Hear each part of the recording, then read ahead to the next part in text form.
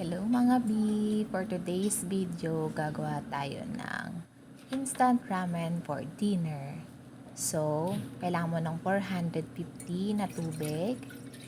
Ibuhos sa kaserola. Takpan. Buksan ng kalan. Hintayin kumulo. Mga 2 minutes. Then, ilagay na yung noodles niya. Ganyan lang.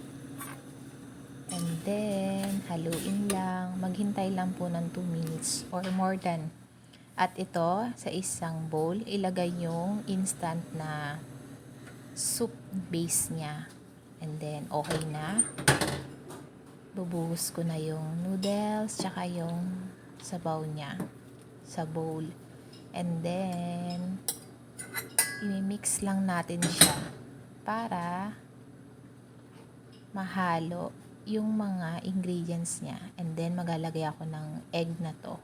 Hindi ko alam kung ano to, pero nabili lang namin to sa Costco. Instant na siya. Nahirapan pa ako maglagay.